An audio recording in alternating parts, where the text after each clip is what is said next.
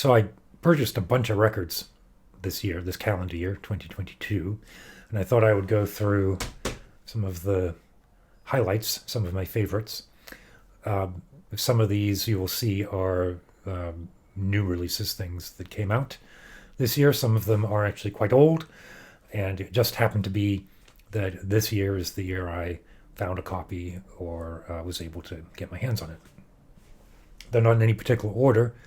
They're just all fucking fantastic. So first one, this is actually a good one to start with because it really tells the story of my listening habits, right? It is a recording of Sibelius Symphony Number 5, also Symphony Number 6, but Symphony Number 5 is the one that I am always listening to on this record, conducted here by Leonard Bernstein, the New York Philharmonic, and a recording from the 60s. This record always ended my sessions on Saturday afternoons with my friend and mentor, Lowry Burgess. So for 15 years, more than 15 years, we met in 2002, 2003. And shortly after meeting, we started spending Saturday afternoons in his studio. We would meet at 3, sometimes a little bit earlier, but always by 3, I would wander over there. He would put down what his work had been for the morning, and we would talk through our projects, the work that we were looking at. And then we would move on from there to broad discussions about art and poetry and music. I was immensely fortunate to have that time and space with Lowry, and I say towards the end, so more closer to 6-ish, we would have our spirits would be high, and we'd be roused up by the conversation, and then we would put this symphony on, and by the end of the symphony, by the third movement, I would be waving my arms around and storming up and down the studio, bellowing along with the melody. This is the copy that Lowry had. He had an old record player in his studio with a bunch of old records, and it took me a while to find on Discogs to find this version in decent shape, and since I did, I purchased it. Until then, I was listening to this on YouTube as I'm here in my own home. But it's not the same, is it? It's not the same listening to YouTube through a Bluetooth speaker. I want wires into my record player, and then I want to put a record on, and I want to sit and listen to it. I don't think it sounds any different. If it does sound different, my ears are shot. Only one ear works, and it only works partially. So I'm not an audiophile, but I do love the process of putting on a record. So that's a good first one. Sibelius, Symphony Number 5, Leonard Bernstein. What's next? It's like Christmas. Oh, no, this was a new one. This was absolutely delightful. The new Bjork album.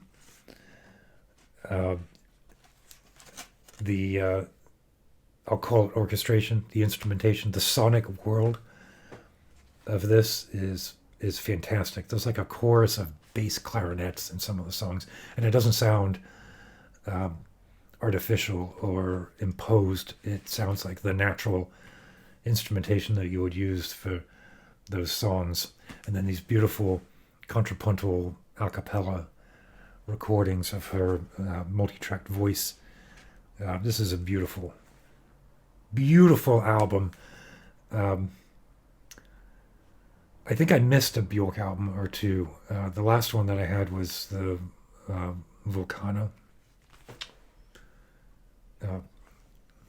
Bjork. Great album. Sorry, I keep whacking the microphone. Next up, okay, so this is from 1981. Not new at all, but kind of difficult to find. And when I found a reference, it still took 4 months to get here. This is the 1981 release of the Goldberg Variations, played by Glenn Gould,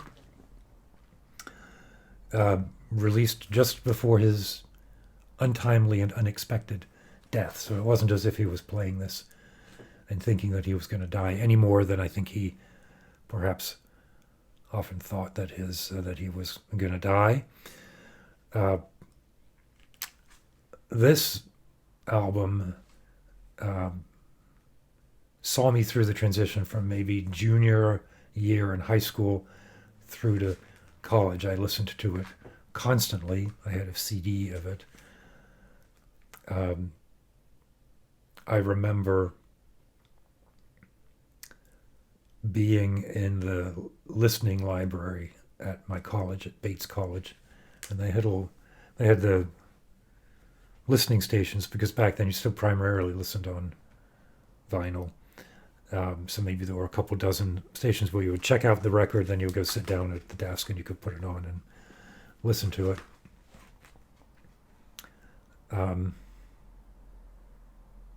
Is that what happened? No. They had dozens of record players in the back. That's right. And they would put it on for you, and then it was piped into a listening station. I'm getting it confused.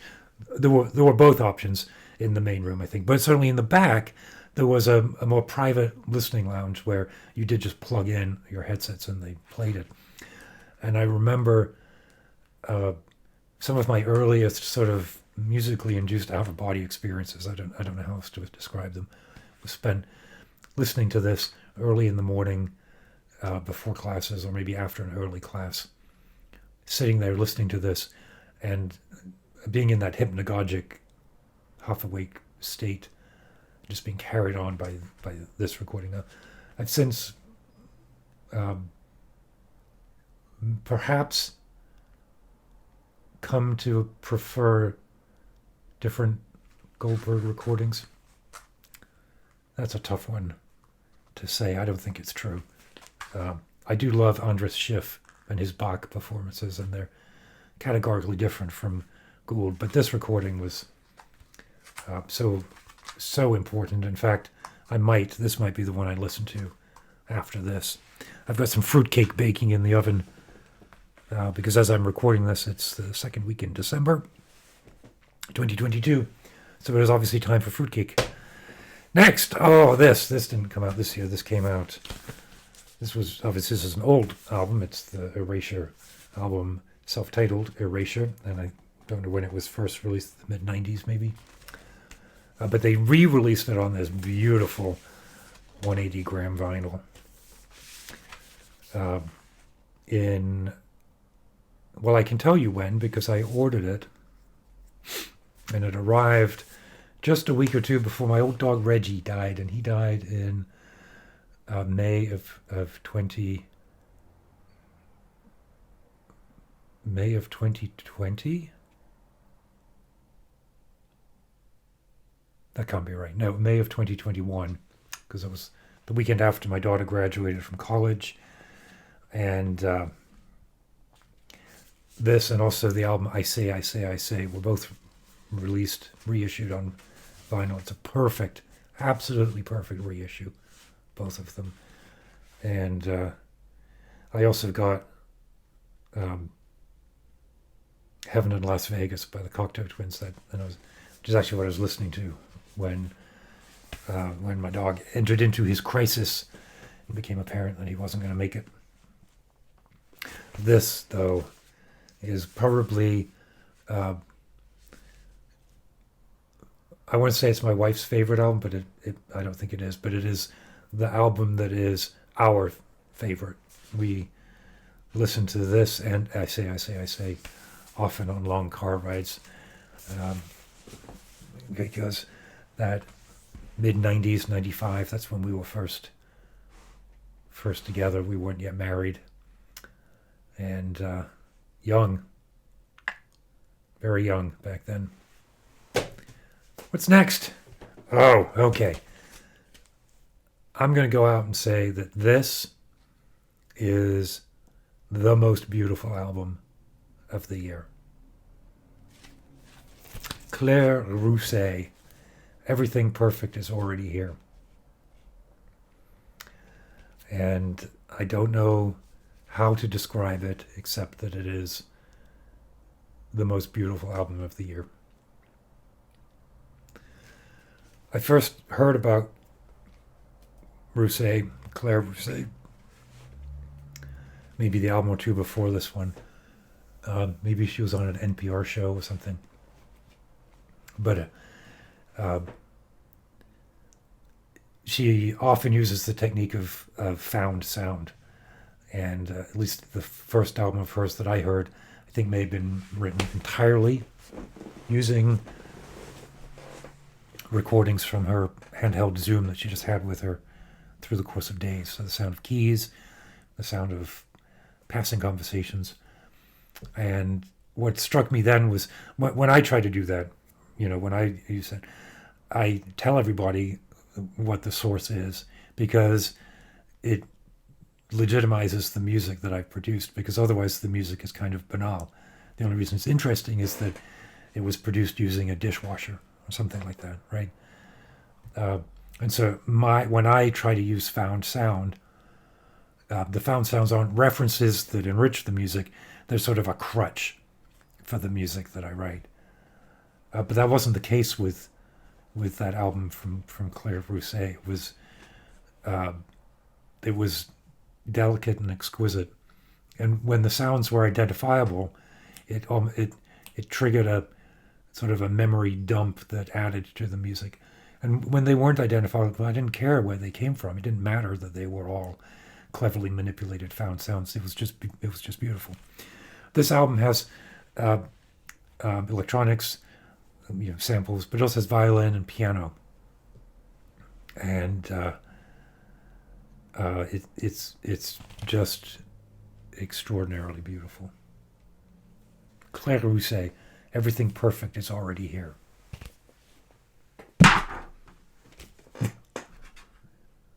Keep doing that because I got this fancy new mic boom I'm trying to use. This I put in here, Air Rec Library Volume 2. I don't remember when I bought this. It might even have been not this year. But this is my favorite record label. And they put out these libraries of sound, synthesizers. There's a couple dozen tracks on here, and they're all just well done synth music. I don't have a whole lot to say about this except Air Rec is the record label I would like to record on, or record for. Too bad, right? Now this is fantastic. If the Claire Rousay is the most beautiful album in total, this is probably the album that is the most emotional piece for me. So it's not a new album. I don't remember when it was recorded, but I heard it. There's a track on here called Space Song.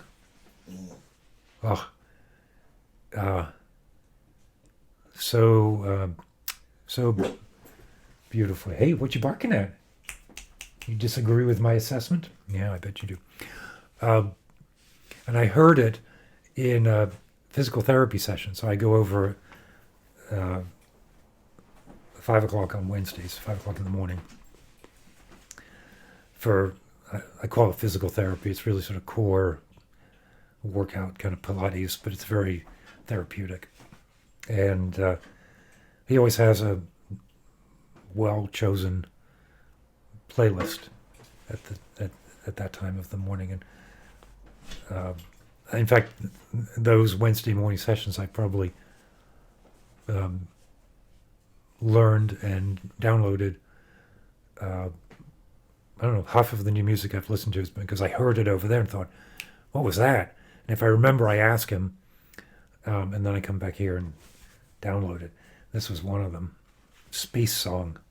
And I just listened to that song 100 times. I had it on repeat for 2-3 days. That's all I listened to. It hits the neurons, the space between the neurons And then I found out the whole album is like that. So this version in particular has a velvet lining, and it also has colored vinyl, clear vinyl. So it's just very nice. Oh, and it's called Depression Cherry by Beach House. But it doesn't matter who it's by or what it's called, because it's like a gift from the angels.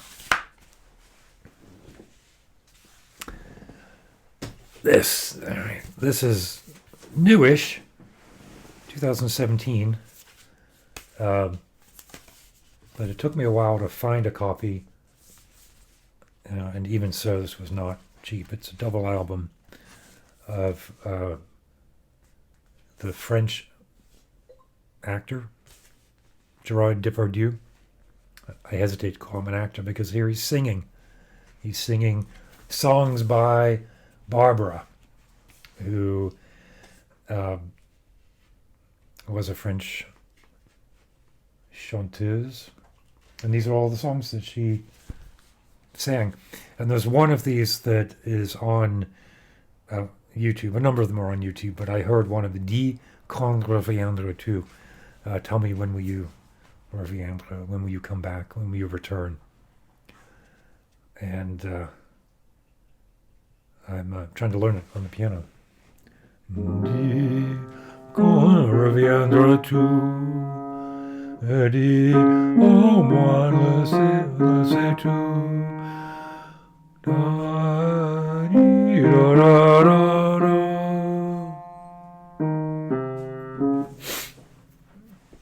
Maybe someday I'll record myself warbling like, look, if Depardieu can sing it, so can I.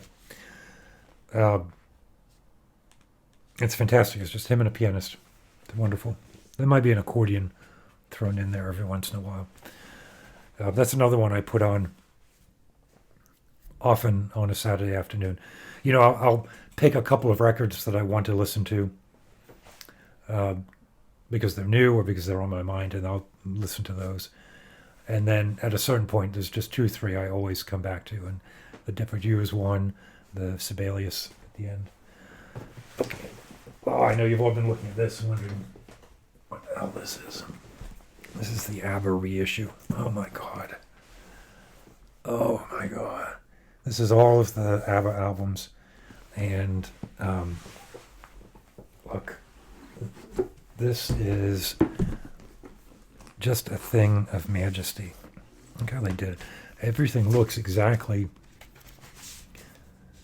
even the liners. I mean, every one of these is like an exact replica, except it's done on 180 grams. It's in terms of, well, in terms of the music, who of us of a certain age did not grow up with ABBA as sort of the epitome of our internal musical landscape, right? Oh, come on. No. You don't need to see me faffing around with this. So I will... Oh, I see. I'll go backwards.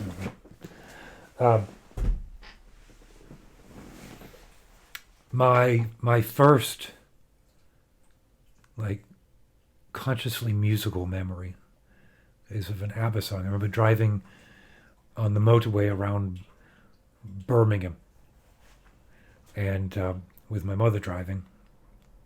I may have been, I don't know, 10-ish, 11, 8, 9, 10, 11, something like that. And we were driving from her sister's, my aunt, who lived around Birmingham, back to where we lived, which was near Manchester. And we didn't have any music on, because we just didn't. The window was open, and the wind was rushing into the car. And I remember sitting there, hearing the wind, and hearing the wind shape itself into the ABBA song, Knowing Me, Knowing You.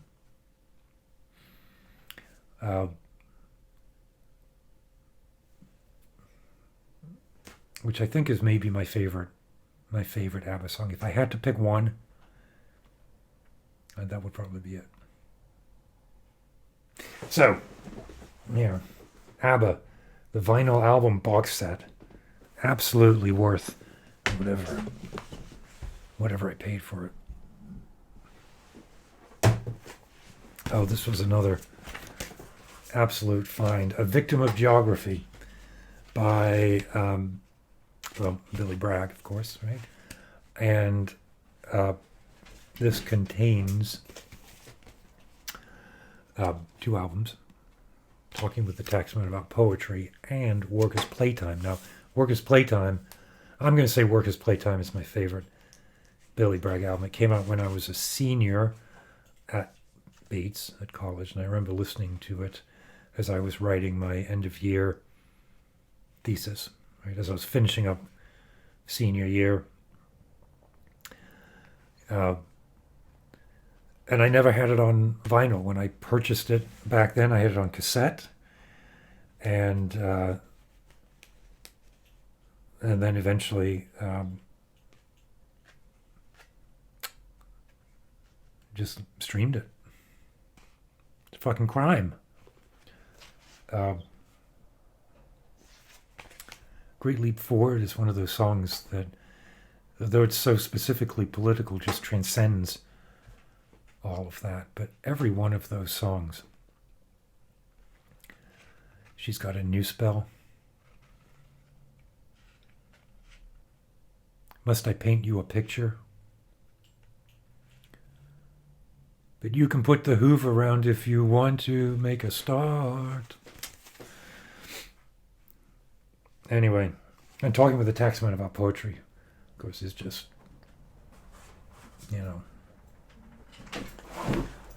one of those.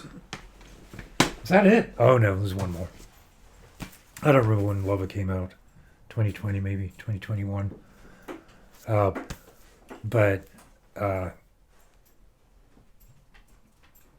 think this is, so far, she's had a couple, since this came out, I think she's released 15 albums. She seems to release one every 3 or 4 months nowadays, and they're all pretty good. But I think it's going to be hard. Now, I know this is tough to say about such a young artist, but it's going to be hard for her to beat this one. I particularly like London Boy. Oh, we could go riding on a scooter.